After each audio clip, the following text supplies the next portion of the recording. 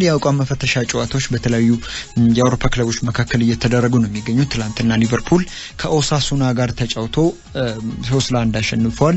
3-1 ሲያሸንፍ ሊቨርፑል ሮበርቶ ፈርሚኖ ሁለት ጎሎችን ሲያስቆጥር በ21ኛው እና 41ኛው ደቂቃ ሄሱስ አሬሶ ነው በ14ኛው ደቂቃ አስቀድሞ የኦሳሱና ተጫዋች ራሱ ላይ ጎል አስቆጥሮ የነበረው። ኪኬ ደግሞ የኦሳሱናን ብቸኛ ጎል ትላንትና እንደዚሁ አስቆጥሯል። በትላንትናው ጨዋታ ላይም ሊቨርፑሎች ይበልጥ የሚያሳስባቸው አይነት ጉዳት ገጥሟቸዋል። ተከላካይነት ናይል ፊሊፕስ ጉዳት ገጥሞታልና ከዚህ ቀደም በነበረ ጨዋታ ላይ አንዲ ሮበርትሰን የሊቨርፑል የግራ መስመር ተከላካይ ጉዳት ገጥሞት እንደነበር እናስተውሳለን። አሁን ደግሞ ሌላኛውና ሊቨርፑሎች ብዙ ተስፋ የጣሉበት ወጣቱ ተከላካይነት ናይል ፊሊፕስ እንደዚሁ ጉዳት ገጥሞታል። እስከምን ያክል ጊዜ ድረስ ከሜዳ ሊርቅ እንደሚችል የተነገረ ነገር የለም። አንዲ ሮበርትሰንም ያን ያክል የገጠመው ጉዳት ከባድ ባይሆንም ቢያንስ ለቀጣይ 3 እና 4 ሳምንታት ያክል ግን ከሜዳ ሊያርቀው እንደሚችል ነው እየተነገረ የሚገኘው። ምናልባት ደግሞ ከዛ ዘለግላለ ጊዜም ከሜዳ ሊያርቀው የሚችለው አይነት ጉዳት እንደገጠመው ነው እየተነገረ የሚገኘውና አምና ሊቨርፑል በጉዳት ምክንያት እጅግ በጣም እንደተፈተነ እናስታውሳለን። ይሄ ደግሞ የፈተነው ጉዳት የፕሪሚየር ሊጉን ዋንጫ እስኪያጣም ጭምር እንዳደረገው እናስታውሳለን። በተለይ ደግሞ ቨርጂል ቫን ዳይክ ከተጎዳ በኋላ የሱን ቦታ ለመተካት የመሃል ሜዳ ክፍላቸውን የርገን ክሎፕ ኮምፕሮማይዝ ማድረግ ነበረባቸው ወይም ደግሞ በመሃል ሜዳ ስፍራ ላይ ያጫውቷቸው የነበሩ ተጫዋቾችን ወደ ተከላካይ ክፍል የመሳብ ግዴታ ውስጥ ገብተው እንደነበር እናስተውሳለን። እነዛም ደግሞ ተጫዋቾች ጉዳት ገጥሟቸው ሊቨርፑል በብዙ ሲቸገር እንደነበር እንደዚሁ ተመልክተናል። ከቨርጂል ቫን ዳይክ ደግሞ በተጨማሪ ጆ ጎሜዝም ተደጋጋሚ ጉዳት ሲያጋጥማቸው የነበሩ ተጫዋቾች እንደነበሩ እንደዚሁ ተመልክተን እናውቃለንና በቀጣይ ሊቨርፑል ያው ቢያንስ በዋናነት የሚጠቀማቸው ተጫዋቾቹ እስካሁን ድረስ ባለው ሁኔታ አልተጎዱም። ግን እንደዚህ አይነት መሰል ጉዳቶች በቀጣይ የውድድር ዓመቱ ከተጀመረ በኋላ ደጋግመው እንደማይገጥሙት እርግጠኛ መሆን አይቻልም። አሰልጣኝ የርገን ክሎፕም ከዚህ ቀደም ቡድኖቻቸው ይታወቁበት የነበረው የአካል ብቃት ደረጃ ያን ያክል አሁን ላይ ጥሩ የሚባል አይነት አይደለም ማለት እንችላለን። በተለይ ደግሞ ዚሊኮ ቦቫሽ ከክለቡ ከለቀቁ በኋላ ወይም ከሳቸው ምክትል አሰልጣኝነት ከለቀቁ በኋላ ሊቨርፑል ቤት እጅግ በጣም ብዙ ሊባል የሚችል አይነት ጉዳት ነው እየተመዘገበ የሚገኘው። በአካል ብቃቱ በኩል የሊቨርፑል ተጫዋቾች ላይ ብዙ ጥያቄዎች እንደታነሺ ነው የምትወኙ አምናና ቢያንስ ዘንድሮ በዚህ በፕሪሲዝኑ እየተመለከተን እንዳለው ባለው ሁኔታ መሰረትና እድሜያቸው በተወሰነ ደረጃ እየገፉ ያሉ ተጫዋቾች ላይ እንደዚህ አይነት የጉዳት አጋጣሚዎች የሚደራረቡ ከሆነ ዘንድሮስ ሊቨርፑል ለፕሪሚየር ሊግና ለቻምፒየንስ ሊግ አሸናፊነት የሚፎካከርበት መንገድ እንደምን ያለ ነው እስከምንስ ድረስ ይዘልቃል የሚል ነገር ነው እየተነሳ የሚገኘው። ምናልባት በዝውውር ገበያው ላይ ጥቂት የሚባል ተሳትፎ ነው እያደረጉ የሚገኙት። ኢብራሂማ ኮናቴን ብቻ ነው ከአርቢ ላይፕዚግ ያስፈረሙት እና ይሄም ደግሞ የመከላከል አማራጫቸው ለማስፋት ጥረት እያደረጉ ነው የሚገኙት። በአማካይና በአጥቂ ክፍሎቻቸው ላይ ግን የተወሰኑ ተጫዋቾችን ለመቀነስ ከማሰባቸው አንፃር ምናልባት ለስኳድ የሚሆኑ ተጫዋቾችን ለማስፈረም አለም ደግሞ ከታችኛው ቡድን ለማሳደግ ካላቀዱ በስተቀር የርገን ክሎፕ የ2021-22 የውድድር ዘመንን እንዴት ይወጡታል የሚል ጥያቄ እየተነሳ ነው የሚገኘው። ዛሬ የቻምፒየንስ ሊግ ማጣሪያ ጨዋታዎች ይደረጋሉ። የሶስተኛ ዙር የአውሮፓ ቻምፒየንስ ሊግ ማጣሪያ ጨዋታዎች ይደረጋሉ።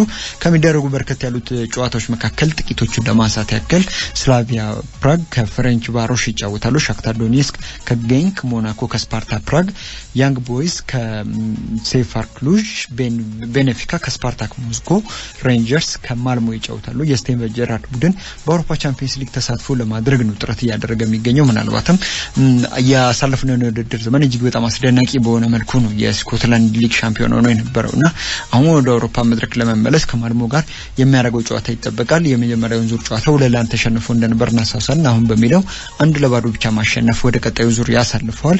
ሉዶጎሬትስ ራስጋርድ ከኦሊምፒያኮስም እንደዚሁ የሚያደርጉት ጨዋታ ይጠበቃል። ለነዚህ ጨዋታዎች ዛሬ ምሽት ወደ ቀጣዩ ዙር የአውሮፓ ቻምፒየንስ ሊግ ማጣሪያ የሚያልፈውን ቡድን ለመለየት የሚያግዙ ናቸው እና ጥሩ የሚባሉ አይነት ጨዋታዎች ይመስላሉ።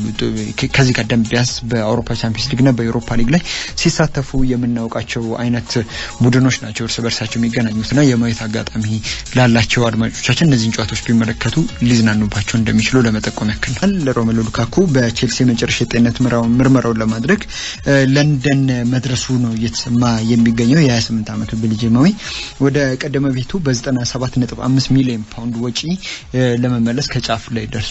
አጠቃላይ ደግሞ ይህም ደግሞ የዝውውር ዋጋውን አጠቃላይ 291 ሚሊዮን ፓውንድ ያደርሷል። ሮሜሎ ሉካኩ ከአንደርሌክት ወደ ቼልሲ ከመጣ በኋላ ከቼልሲ ወደ ኤቨርተን፣ ከኤቨርተን ወደ ማንቸስተር ዩናይትድ፣ ከማንቸስተር ዩናይትድ ኢንተር ሚላን፣ ከኢንተር ሚላን መልሶ ወደ ቼልሲ ያደርጋቸው ዝውውሮች አጠቃላይ 291 ሚሊዮን ፓውንድ ያወጣሉ። ይህም ደግሞ በእግር ኳስ ታሪክ የዓለማችን ውዱ ተጫዋች ያደርጓል ወይም ደግሞ አጠቃላይ በተከፈለበት የዝውውር ክፍያ የዓለማችን ውዱ ተጫዋች ያደርጓል። በእነዚህ ክለቦችም ስኬታማ የሚባል ጊዜን አሳልፏል ማለት ይቻላል። በተለይ ደግሞ በኢንተር ሚላን ቤት የነበረው ቆይታ እጅግ በጣም አስደናቂ ነው ማለት ይቻላል።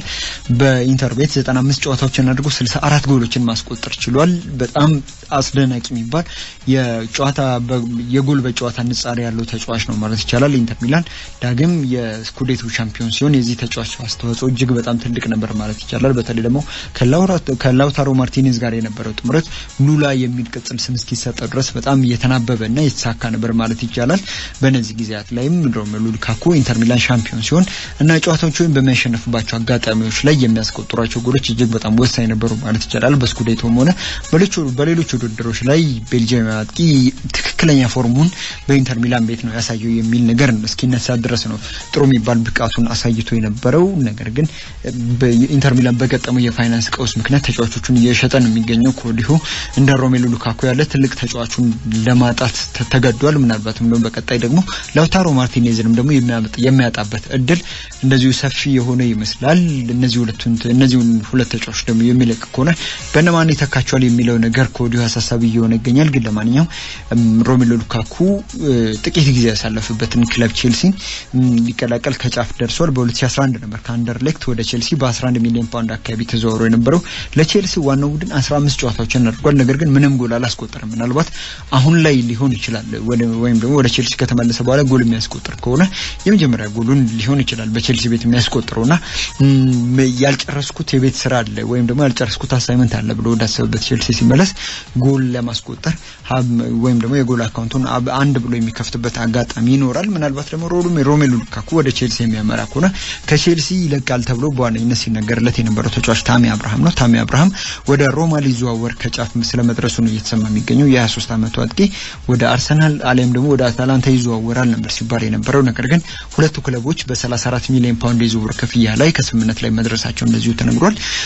የጆዜ ሞሪኖ ቡድን ሮማ ይህንን ተጫዋች ለማስፈረም 34 ሚሊዮን ፓውንድ ለመክፈል መስማማቱ ብቻ ሳይሆን ከዚህ በኋላ ከተጫዋቹ ጋር በሚኖረው ድርድር ላይ የተሻለ ደሞዝ ለማቅረብ ስለመስማማቱ እንደዚሁ ተሰምቷል። አምና 12 ጎሎችን በአጠቃላይ ለቼልሲ ያስቆጥሯል። በዋናው ቡድን ደረጃ ደግሞ 82 ጨዋታዎችን አድርጎ 30 ጎሎችን እንደዚሁ ማስቆጠር ችሏልና መጥፎ ምትዩ አይነት ሪካርድ አይደለም እንደሱ ላለ አጥቂ። ምናልባትም ደግሞ በቂ የመሰለፍ እድል እያገኘ ላሉና አጥቂ በአሰልጣኝ ፍራንክ ላምፓርድ ስር በቂ የሆነ የመሰለፍ እድል ያገኘ ነበር ተጫዋች እንደነበር እናስታውሳለን። ነገር ግን በኋላ ላይ በየመጡ ባሉ አሰልጣኞች ያን ያክል በቂ የሚባል የመሰለፍ እድል አይደለም እየተሰጠ የሚገኘው። በተለይ ደግሞ ቶማስ ቱኸል ለዚህ ተጫዋች ያን ያክል እምነት እንደሌላቸው በተለይ በትልቅ ጨዋታዎች ላይ ያን ያክል እንደማያምኑት እንደዚሁ ያሳዩበት አጋጣሚ አለ።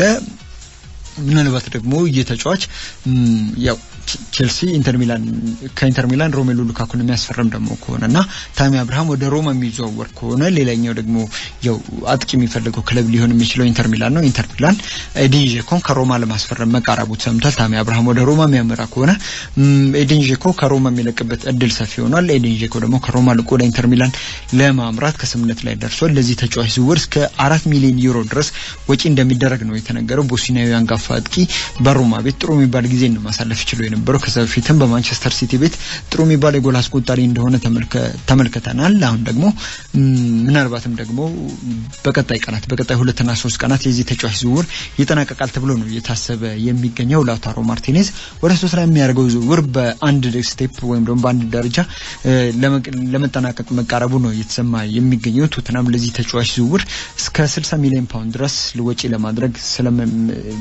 ስለመዘጋጀቱ ነው እየተነገረ የሚገኘው። ነገር ግን ኢንተር ሚላን እነዚህን ሁለት ተጫዋቾችን በተለይ ደግሞ በማጥቃት ስፍራ ላይ አምናዝ በጣም ስኬታማ የሚባል ጊዜ እንዲያሳልፍ ያደረጉትን ተጫዋቾች የሚለቅ ከሆነ በቀጣይ የውድድር ዓመት ላይ የስኩዴቶ ሻምፒዮንነቱን ለማስጠበቅ የሚያደርገው ፉክክር ላይ ምን አይነት ፈተና ሊገጥመው ይችላል? በቀጣይስ ደግሞ በአውሮፓ ቻምፒየንስ ሊግ እና በሌሎች ውድድሮች ላይ ኢንተር ሚላን ሊኖረው የሚችለው የቆይታ ጊዜ እንዴት ያለ ሊሆን ይችላል የሚል ጥያቄ ነው እየተነሳ የሚገኘው ኮዱ። ምክንያቱም የኢንተር ሚላን ኃላፊዎች ከአንቶኒዮ ኮንቲ ጋር የተለያዩበት አንደኛውና ትልቁ ምክንያት በዚህኛው የክረምት የዝውውር መስኮት ላይ ክለቡ እስከ 80 ሚሊዮን ዩሮ ድረስ ማትረፍ እንዳለበት መናገራቸውን ተከትሎና በበቂ ሁኔታ ተጫዋቾች እንደማይገዙለት እንደዚሁም ክለብ ውስጥ ያሉ ወሳኝ የሚባሉ ኮከብ የሚባሉ ተጫዋቾች እንደሚለቁበት መናገራቸውን ተከትሎ ነው አሰልጣኝ አንቶኒዮ ኮንቴ ቡድኑን የጣሊያን ሴራ ሻምፒዮን ባደረገ ማግስት የለቀቀው። አሁን ደግሞ አዲሱ አሰልጣኝ ሲሞኔ ኢንዛጊ ነው። ምናልባት ደግሞ ሲሞኔ ኢንዛጊና የኢንተር ሚላን ባለስልጣናት የተስማሙት ነገር ምን እንደሆነ አይታወቅም። ምናልባት በአውሮፓ ዋንጫ ወቅት ክሪስቲያን ኤሪክሰን የልብ ህመም ባይገጥመው ኖሮ እሱም ከክለቡ ሊለቅ የሚችልበት አጋጣሚ እንዳለ ነው እየተነገረ የሚገኘው። ሚላን ሽክሪኛርም ከክለቡ ሊለቅ ይችላል እየተባለ የሚገኝ ሌላ ተጫዋች ነው። ማርሴሎ ብሮዞቪችም እንደዚሁ ፈላጊዎች ያሉት ሌላ ተጫዋች ከመሆኑ አንፃር ኢንተር ሚላን እነዚህን ከዋክብቱን የሚሸጥ ከሆነ በቀጣይ ምን አይነት የውድድር ጊዜ ይኖረዋል የሚል ነገር እየተነሳ ነው የሚገኘው። ፈታኝ ይሆንበታል የሚል ነገር ነው እየተነሳ የሚገኘው። ቦሩሲያ ዶርትመንድ በ2020-21 የውድድር ዘመን ላይ 72.8 ሚሊዮን ዩሮ ኪሳራ እንደደረሰበት እንደዚሁ አስታውቋል። የክለቡ ዋና ስራ አስፈጻሚ ሃንስ ዮአኪም ቫስከ አምና ወይም ደግሞ ከዚህኛው ከ2020-21 የውድድር ዘመን አስቀድሞ 44 ሚሊዮን ዩሮ ኪሳራ እንደደረሰባቸው አስታውቀው ነበር። ዘንድሮ ግን ይሄ ኪሳራቸው በከፍተኛ ሁኔታ ጨምሮ 72.8 ሚሊዮን ዩሮ ላይ መድረሱ እንደዚሁ አስታውቋል።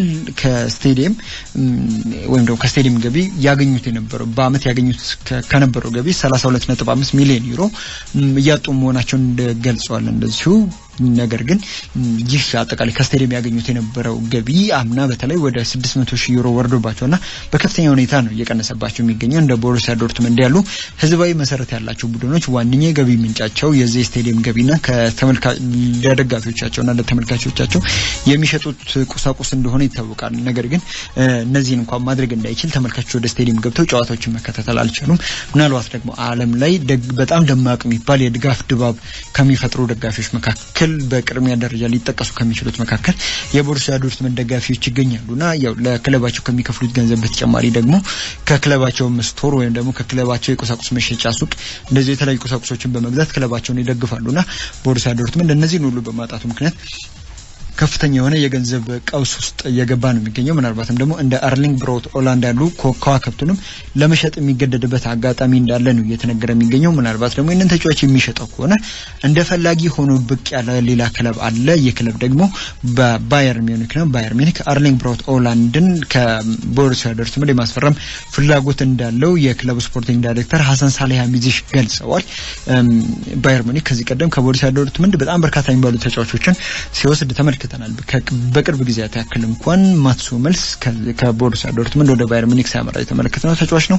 ኋላ ላይ መልሶ ምንም እንኳን ወደ ቦሩሲያ ዶርትመንድ ቢመለስም ራሱ ሮበርት ሌቫንዶቭስኪም እንደዚሁ ከቦሩሲያ ዶርትመንድ ወደ ባየር ሚዩኒክ ያመራ ተጫዋች ነው። ማሪዮ ጎትዘ ያለን ሌሎች ተጫዋቾችንም እንደዚሁ መጥቀስ እንችላለን ከቦሩሲያ ዶርትመንድ ወደ ባየር ሚዩኒክ ያመሩና አሁን ደግሞ ምናልባት አርሊንግ ብራውት ኦላንድ ሌላኛው ተጫዋች እንደሆነ ነው እየተነገረ የሚገኘው። ሮበርት ሌቫንዶቭስኪ አሁንም በጥሩ ፎርሙ ላይ የሚገኝ ተጫዋች እንደሆነ ይታወቃል። በባየር ሙኒክ ቤት ምንም እንኳን እድሜው 32 እና 33 ላይ የደረሰ ቢሆንም ጥሩ የሚባል ብቃቱ ነው እያሳየ የሚገኘው። ምናልባትም ደግሞ ለዓለም ኮከብ ተጫዋችነት እየተፎካከሩ ከሚገኙ ተጫዋቾች መካከል አንዱ ነው ሮበርት ሌቫንዶቭስኪ። ባየር ሙኒክ ይህንን ተጫዋች በረጅም ጊዜ ቅድ ውስጥ ነው የመተካት ሀሳብ ያለው። ነገር ግን ያው ሮበርት ሌቫንዶቭስኪ ለመተካት ከታጩ ተጫዋቾች መካከል ቅድሚያውን እየያዘ የሚገኘው አርሊንግ ብራውት ኦላንድ መሆኑን ተከትሎና ይህም ደግሞ ተጫዋች በበርካታ ክለቦች መፈለጉን ተከትሎ ባየር ሙኒክ አስቀድሞ መንቀሳቀስ ይኖርበታል። ያንን ተጫዋች ለማግኘት ጥረት የሚያደርግ ከሆነ ግን እስካሁን ድረስ ምንም አይነት የዝውውር ጥያቄ እንዳላቀረበ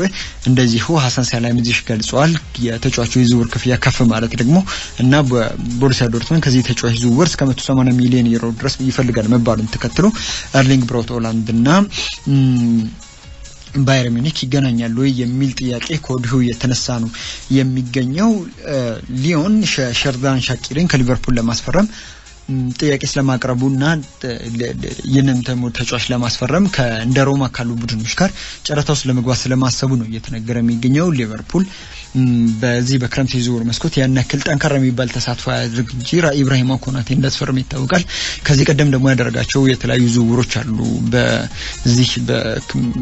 በተለያዩ የዝውውር መስኮቶች ላይ እንደ ቨርጂል ቫን ዳይክ እንደ አሊሰን ቤከር ያሉ ተጫዋቾችን ያመጣበት የዝውውር መስኮት አለ። እነ ፋቢኒዮም ወደ ሊቨርፑል የመጡበት አጋጣሚ አለ። አሁን ላይ ደግሞ ሌሎች ተጫዋቾችን ለማምጣት እንዲያስችለው የሚያስችለውን ገንዘብ ለመሰብሰብ ሲባል የሚሸጣቸው ተጫዋቾች ይኖራሉ ከሚሸጣቸው ተጫዋቾች መካከል ደግሞ አንዱ የሆነው ሸርዳን ሻቂሪ ነው ሸርዳን ሻቂሪ በሮማና በሊዮን እየተፈለገ ነው የሚገኘው ነገር ግን ሊቨርፑል ይህንን ተጫዋች ለማስፈረም የሚፈልግ ማንኛውም ክለብ ካለ እስከ 15 ሚሊዮን ፓውንድ ድረስ ማቅረብ አለበት የሚል ነገር አንስተዋል ሊቨርፑል ይህንን ተጫዋች ከስቶክ ሲቲ በ13 ሚሊዮን ፓውንድ ከገዛ በኋላ ያው ከተጠባባቂ ወንበር እየተነሳ ለሊቨርፑል የተለያዩ ዋንጫዎች አሸናፊነት የነበረው አስተዋጽኦ ትልቅ እንደነበር እናስታውሳለንና ሻቂሪን ለመግዛት ከሮማ በተጨማሪ ሊዮንም እንደዚሁ ፉክክር እያደረገ ስለመሆኑ ተሰምቷል በተለይ ደግሞ ሜምፊስ ዴፓይን ከለቀቀ በኋላ ሊዮን በሱ ቦታ ላይ እንደዚሁ ተተኪ ተጫዋች እየፈለገ ነው የሚገኘው ሸርዳን ሻቂሪ ደግሞ ካለው ልምድና አጠቃላይ ደግሞ እዛ ቦታ ላይ በየትኛውም የማጥቃት ስፍራ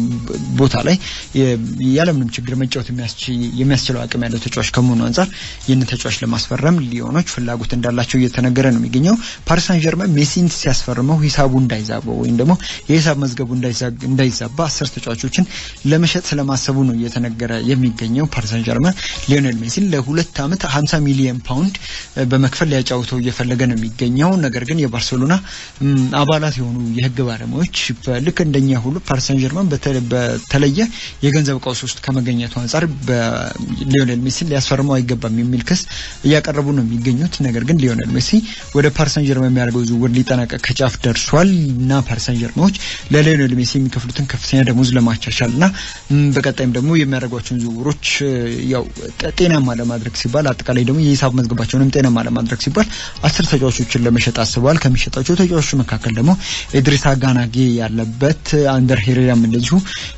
ሌላኛው ይሸጣሉ ተብለው ከተካተቱ ተጫዋቾች መካከል ስሙ የተጠቀሰ ተጫዋች ነው ምናልባትም ደግሞ እንደነ ዋምባኛት ያሉ ተጫዋቾችም ሊሸጡ እንደሚችሉ ተነግሯል በግብ ጠባቂ ደረጃም ደግሞ ክለቡስ አሁን ላይ 9 ግብ ጠባቂዎች ነው ያሉትና አብዛኞቹ ግብ ጠባቂዎች ለሽያጭ ይቀርባሉ ወይም ደግሞ ወደ ሌላ ክለብ ሊዘዋወሩ ይቀርባሉ ተብሎ ነው እየተነገረ የሚገኘውና ምናልባት ኮዲሹ ፓሪስ ሳን ዠርመን የሂሳብ መዝገቡን ማስተካከል የሚችል ከሆነ በባርሴሎና ጠበቆች በኩል እየቀረበበት የሚገኘው ክስ እንደዚሁ መቋቋም የሚችልበት እድል አለ የሊዮኔል ሜሲ ዝውውር ደግሞ በቀጣይ 2 ቀናት ውስጥ ሊያጠናቅቅ ይችላል ምናልባትም ደግሞ ሊዮኔል ሜሲ አሁን በተለይ ደግሞ ትናንትና በርካታ የፓሪስ ሳን ዠርመን ደጋፊዎች በፓርክ ደ ፕራንስ አቅራቢያ በመሆን የሊዮኔል ሜሲ መምጣት ሲጠባበቁ እንደነበር እናስተውሳለን በፓርክ ደ ፕራንስና በክለቡ ልምምድ ማዕከል አካባቢም እንደዚሁ ሲጠብቁ ነበር ፖሊሶች ግን ሊዮኔል ሜሲ ምንም ወደ ፓሪስ እየመጣ አይደለምና ባካቸው ወደ ቤታቸው ተበተኑ የሚል መልእክት ቢያስተላልፉላቸውም ያንን ለማድረግ ፍቃደኛ የሆኑ ደጋፊዎች ግን ጥቂት ናቸውና ምናልባት ዛሬ ሊዮኔል ሜሲ ወደ ፓሪስ ሳን ዠርመን የሚያደርገው በረራ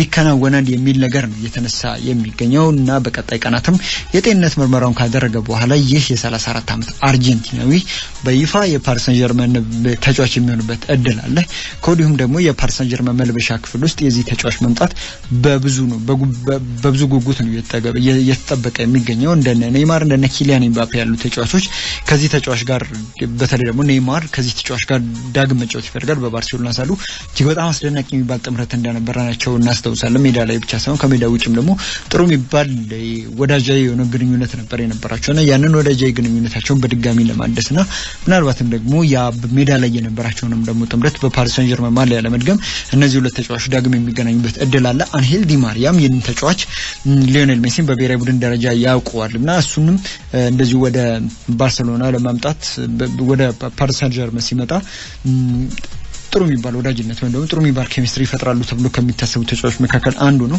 ኪሊያን ኤምባፔም ከዚህ ተጫዋች የመማር ፍላጎት አለውና ከፓሪስ ሳን ዠርመን ላይለቅ የሚችልበት እድል ሰፊ እንደሆነ ነው እየተነገረ የሚገኘው ምናልባት ግን በተለይ ደግሞ አርሊንግ ብራውት ሃላንድ ወደ ባርሴሎና የሚያመራ ከሆነ ሪያል ማድሪድ ይህንን ተጫዋች የማስፈረም ፍላጎት አለው ቀጣዩ ጋላክቲኮ የማድረግ ፍላጎት አለውና ፍሎረንቲኖ ፔሬዝ ይህንን ተጫዋች መውሰድ ቢፈልጉም ሊዮኔል ሜሲ ወደ ፓሪስ ሳን ዠርመን ማምራቱን ተከትሎ ምናልባት የኪሊያን ኤምባፔ ወደ ሪያል ማድሪድ ማምራት በጥቂቱ ቢሆን ጥያቄ ልታነሽበት የምትችለው አይነት ዝውውር ነው የሆነ የሚገኘው ኤሲ ሚላን ማቲያ ካልዳራን በውሰት ለቬኔሺያ አሳልፎ መስጠቱ እንደዚሁ ተነግሯል የ27 ዓመቱን ተከላካይ በ2018 በ36.5 ሚሊዮን ዩሮ ከዩቬንቱስ በቋሚነት ካስፈረመው በኋላ ለ18 ወራት ያክል ለአታላንታ በውሰት አሳልፎ ሰጥቶት እንደነበር እናስተውሳለን የአታላንታ ቤት የነበረውን የውሰት ጊዜ ካጠናቀቀ በኋላ ማቲያ ካልዳራ አሁን ወደ ሚላን ተመልሶ በሚላን ቤት በቋሚነት ይጫወታል ተብሎ ሲጠበቅ ሌላ ውሰት እንደዚሁ አሳልፎ ሰጥቶታል። ምናልባት ግን በዚህ ከዚህኛው ውሰት በኋላ ኤሲ ሚላኖች በዚህ ተጫዋች ብቃት ደስተኛ የማይሆኑ ከሆነ ሊሸጡት እንደሚችሉ ነው እየተነገረ የሚገኘው። ለማንኛውም ማቲያ ካልታራ እስከ ውድድር ዓመቱ መጨረሻ ድረስ በቬኔዚያ እንደሚቆይ እንደዚሁ ተነግሯል። አንሱ ፋቲ ወደ ልምምድ መመለሱ ነው እየተነገረ የሚገኘው። አምና ጉዳት እስኪገጥመው ድረስ እጅግ በጣም አስደናቂ የሚባል ጊዜ ነበር በባርሴሎና ሲያሳልፍ የነበረው ይህ አዳጋ ስፔን የማጥቃት ስፍራ ተጫዋች። ነገር ግን የጉልበት ጉዳት ካጋጠመው በኋላ እስከ ውድድር ዓመቱ መጨረሻ ምናልባትም ደግሞ እስካሁን ድረስ በማገገሚያ ሂደት ውስጥ እንደነበር እናስታውሳለን። በቅርብ ሳምንታት ነው ልምምድ ጀምሮ የነበረው። ከተሳሳትኩ ባሳለፍነው ሳምንት ነው ልምምድ ጀምሮ የነበረው የግል ልምምዱን። አሁን ላይ ግን ከግል ልምምዱ ባሻገር ደግሞ ከቡድኑ ጋር የቅድመ ውድድር ዘመን ዝግጅት ልምምዱ መጀመሩ ነው እየተሰማ የሚገኘው።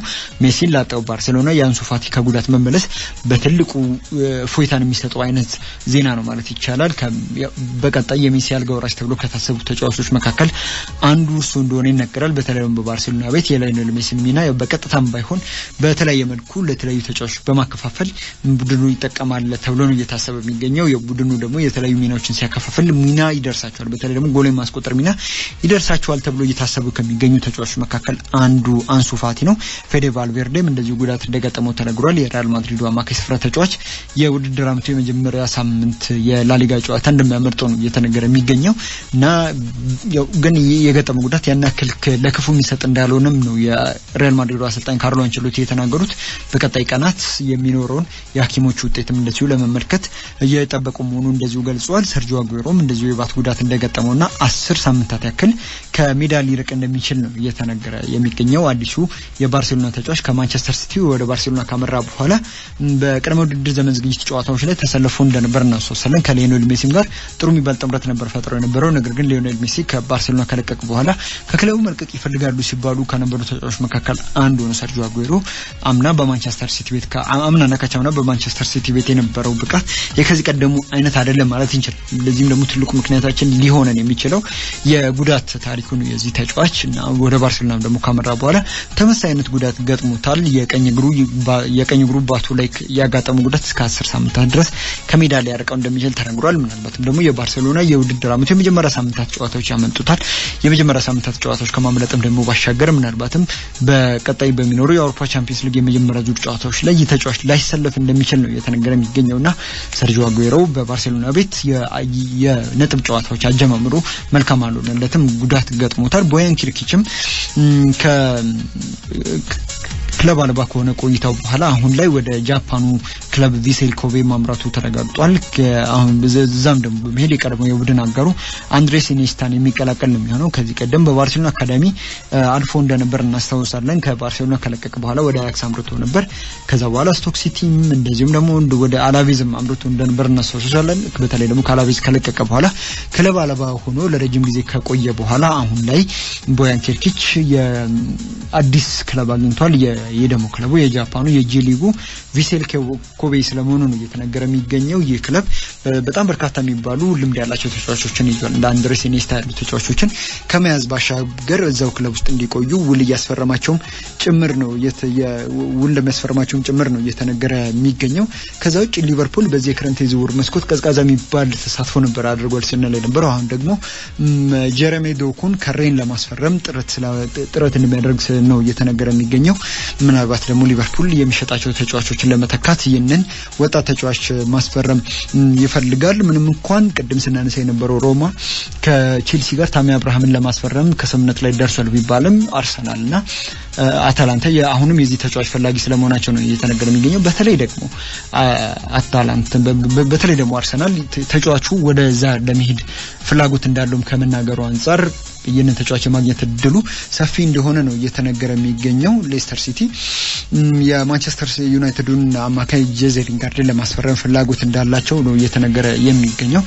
ራሳቸው ለማጠናከር በጣም ብዙ ጥረት እያደረጉ ነው የሚገኙት። በጣም በዚህ በክረምቱ የዝውውር መስኮት አስደናቂ የሚባል ነገር ግን እምብዛም ያልተወራለት የዝውውር መስኮት ካሳለፉ ክለቦች መካከል አንዱ ነው ሌስተር ሲቲ። ምናልባት ደግሞ በሌስተር ሲቲ ደረጃ ጥራት ያላቸው ዝውውሮችን ያከናወነው ክለብ አስቶን ቪላ ነው ማለት እንችላለን። ያው ከቶፕ 4 ውጪ ካሉ ክለቦች መካከልና ሌስተር ሲቲ ባለፉት 2 ተከታታይ ዓመታት እስከ መጨረሻው ድረስ ለአውሮፓ ቻምፒየንስ ሊግ ሲፋለም ቆይቶ በመጨረሻዎቹ ሳምንታት ላይ ባጣቸው ነጥቦች ምክንያት የእንግሊዝ ፕሪሚየር ሊግን በተለይ ደግሞ ከእንግሊዝ ፕሪሚየር ሊግ የአውሮፓ ቻምፒየንስ ሊግን ለመሳተፍ ከሚጓዙት ክለቦች ወይም ደግሞ በአውሮፓ ቻምፒየንስ ሊግ ላይ ከሚሳተፉ ክለቦች መካከል መሆን ሳይችል የቀረበት አጋጣሚ አለ። አሁን በደንብ ራሱ ለማጠናከር አምና በተለይ ደግሞ በሲዝኑ ሁለተኛው አጋማሽ ላይ በዌስትሃም ቤት እጅግ በጣም አስደናቂ የሚባል ብቃትን ያሳየውን ጄዜ ሊንጋርድን ለማስፈረም ፍላጎት እንዳለው እንደዚሁ ተነግሯል። ከጄዜ ሊንጋርድ ደግሞ በተጨማሪ ኦዛን ካባክንም እንደዚሁ ለማስፈረም እቅድ አለው። ምናልባት ደግሞ የኦዛን ካባክ ዝውውር የማይሳካ ከሆነ ከዌስትሃም ኢሳ ዲዮፕንም እንደዚሁ የማስፈረም እቅድ እንዳለው የአሰልጣኝ ብሬንዳን ሮጀርስ ቡድን እየተነገረ ነው የሚገኘው። ምናልባት ደግሞ ተከላካዮችን የሚገዛበት ትልቁ ምክንያት ዌስሊ ፎፎና ባሳለፍነው ሳምንት ሌስተር ሲቲና ቪያሪያል ባደረጉት ጨዋታ ላይ የእግር ስብራት ገጥሞታልና ምናልባትም እስከ ውድድር ዓመቱ መጨረሻ ድረስ ላይመለስ የሚችልበት እድል ስላለ የሱን ቦታ ለመተካት እንደ ኦዛን ካባክ ያለ አምና የውድድር ዓመቱን በሊቨርፑል ቤት ያሳለፈን ተጫዋችና ከዌስትሃም ደግሞ በያው ሊጉንም የሚያውቀው ወጣትና ብዙ ተስፋ እየጣለበት የሚገኘው ኢሳ ዲዮፕንም እንደዚሁ ለማስፈረም ጥረት እያደረገ እንደሆነ እየተነገረ የሚገኘው ሌስተር ሲቲ